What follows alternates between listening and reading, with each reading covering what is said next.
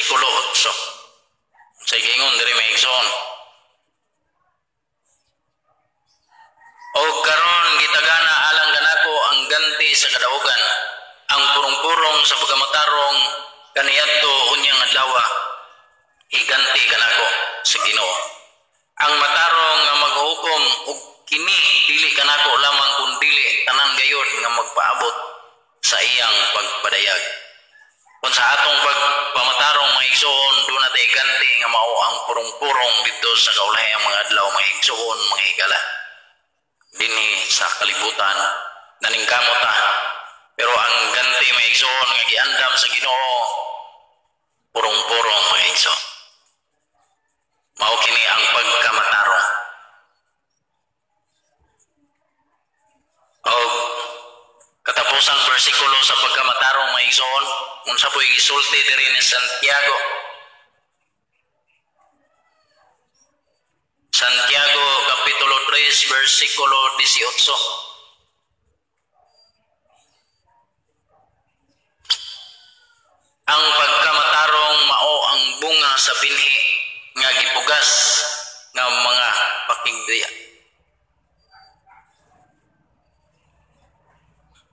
Santiago 3:18 ang balikon, ang pagkamatarong mao ang bunga sa binhi nga gipugas sa mga makigdaiton diha sa kalinaw. Mao ni mga igsoon nga bunga sa binhi nga pakigdait mga higala. Kung doon natin kasuko sa atong mga isig katawo, wala nato ang pakigdait mga igsoon.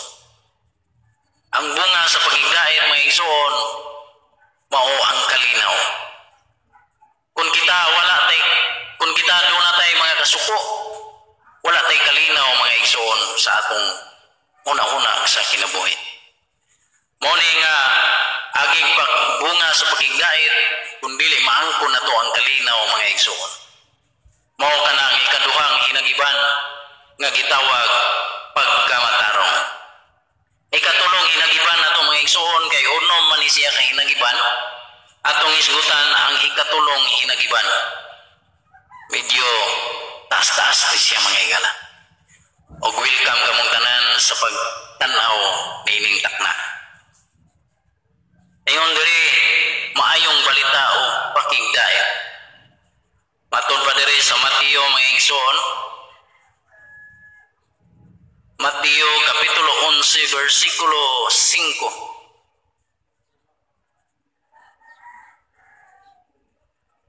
Akong pagabasahon diri mga higala.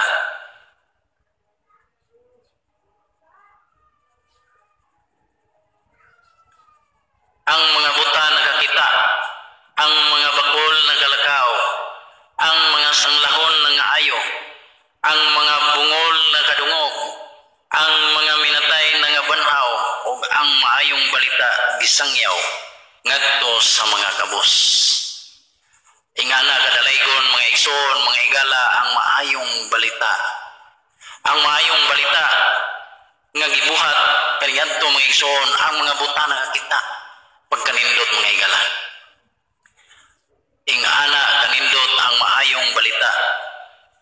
Matod pa kung magsigit ang paminaw o tanaw balita sa mga TV o minaw sa radyo mga igsoon, balita, mga kalihukan diri sa kalibutan. Wala gyoy kaayuhan tungod kay ang mga balita patay, kagutom, dili makaayo sa atong paminaw mga igsoon. Ang maayong balita kundili ang Biblia lamang. Kung kita nawadaan ta sa paglaom apan makadungog ta sa maayong balita mga igsoon, makaingon ta nga uy duna pa daytoy pag-asa sa atong kinabuhi nga kita maluwas sa ulahing mga adlaw mga igsoon. Mao ni siya ang maayong balita. Unsa pa man ang maayong balita ang angay natong pagabasahon mga igsoon. Mateo gihapon mga igsoon, mga higala kapitulo 24 bersikulo 14, unsa may giingon po diri atong pagabasahon.